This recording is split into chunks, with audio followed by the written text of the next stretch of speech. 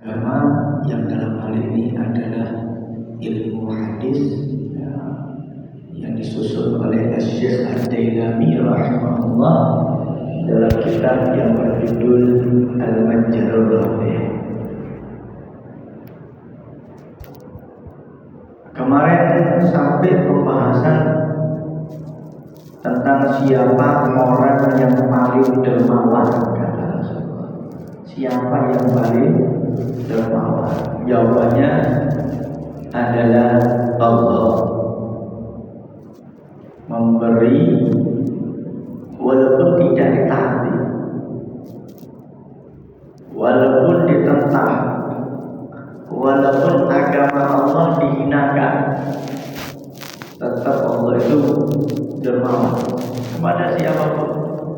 Nggak cuma yang taat, bahkan yang ahli maksiat. Nggak cuma yang beriman, bahkan yang menentang.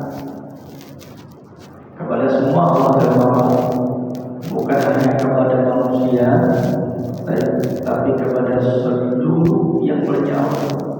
Allah dermawan. Allah yang menciptakan segala sesuatu dan Allah yang mencukupi semuanya.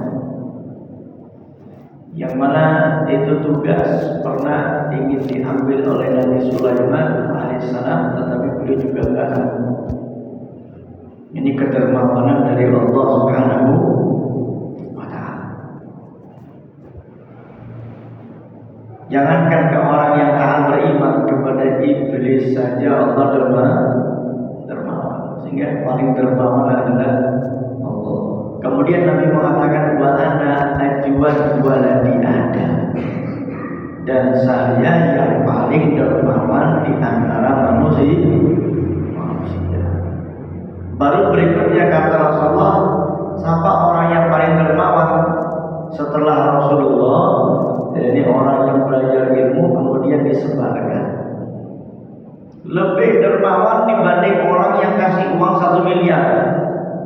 Lebih dermawan dibanding orang yang dia tiap hari kasih sumbangan. Adalah orang yang dia belajar, dapat ilmu, kemudian ilmunya disebarkan. Karena memberi manfaat ilmu itu memberi manfaat yang kekal dunia akhirat. Sementara ketika orang itu dermawan dengan dunia, dengan uangnya, hartanya, makanannya, maka manfaat yang dia berikan terbatas. Tapi orang yang memberikan manfaat dengan ilmu itu memberikan manfaat yang tidak terbatas. Khairun nas anfa'uhum linnas. Siapa yang paling ngasih manfaat paling besar? Orang yang ngasih ilmu. Jadi ilmu agama. Apalagi kalau ilmunya ilmu wajib. Apalagi kalau ilmunya berkaitan dengan akidah, yang kalau tidak dengannya menyimpang. Maka ini orang yang ngasih manfaat paling besar, dan dialah orang paling dermawan. Tentunya setelah Rasulullah SAW. Baru kemudian wa ajwaduhum min ba'di wa rajulun jada bi nafsihi lillahi azza wa jalla hatta yuqtal, dan orang yang dia mendermakan jiwanya alias nyawanya karena Allah Ta'ala, alias orang itu berangkat berjihad dalam peperangan li'a'li kalimatillah, untuk meninggikan kalimat Allah, dan dia terbunuh alias syahid.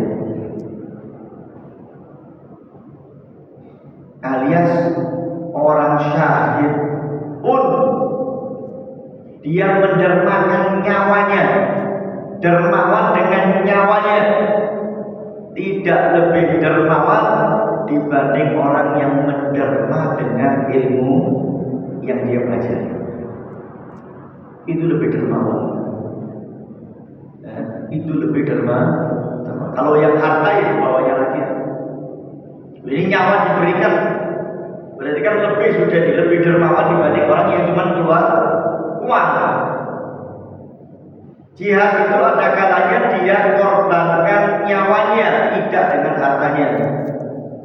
Ada yang dia korbankan hartanya, tapi nggak berangkat dirinya, uangnya toh yang berangkat. Ada yang dia jihad dengan nyawa sekaligus hartanya. Seandainya itu semua dilakukan, tetap tidak lebih dermawan dibanding orang yang dia menyampaikan ilmu agama, menyebarkan ilmu. Ini orang paling dermawan. Maka kajian-kajian seperti inilah yang menjadikan kita itu orang yang dermawan. Kalau niatnya ikhlas, kalau hatinya bersih. Ada hadis, saya terima, saya amalkan, saya sebarkan, nggak punya tendensi sekedar untuk ngasih manfaat. Maka ini orang paling dermawan, bahkan lebih dermawan dibanding orang yang dia korbankan nyawanya di jalan Allah.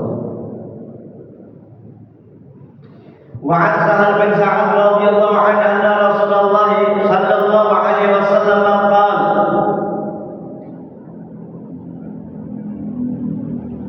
wallahi la yuhda bi hudaka rajulun wahidun khairun laka min umrin na'am. Dari Sahal bin Sa'ad radhiyallahu anhu bahwasanya Rasulullah sallallahu alaihi wasallam bersabda, wallah, demi Allah, kata Rasulullah, la an yuhda bi hudaka rajulun wahidun, seandainya ada satu orang yang mendapatkan hidayah dari Allah dan engkau adalah penyebabnya. Hidayah yang ngasih Allah, tapi ada sebab. Dengan cara manusia ngasih nasihat, itu menjadi sebab hidayah kepada orang lain. Dengan cara orang menyampaikan ilmu agama, dengan cara mengingatkan. Demi Allah, kata Rasulullah, seandainya ada satu orang yang dapat hidayah dari Allah dengan hidayah yang kamu berikan, alias engkau menjadi sebab orang itu dapat hidayah dari Allah, satu orang saja, khairun laka, itu lebih baik bagi kamu min umrin na'am, dibanding onta merah, alias dibanding engkau memberi dengan harta seharga onta merah. Onta merah itu zaman Nabi kendaraan paling mahal. Anggap kalau sekarang mungkin BMW, Ferrari, Mercy, miliar. Berarti orang yang dia ngasih petunjuk ke orang lain dan orang itu mendapatkan itu petunjuk, kita menjadi sebab orang itu dapat petunjuk dari Allah, itu nilainya lebih besar dibanding Anda bersedekah 1 miliar bahkan lebih. Rawahu Abu Dawud wa huwa fi sahihain fi haditsin tawil. Ini riwayat Al-Imam Abu Dawud dari dalam Sahih Bukhari dan Sahih Muslim dengan hadis yang lebih banyak.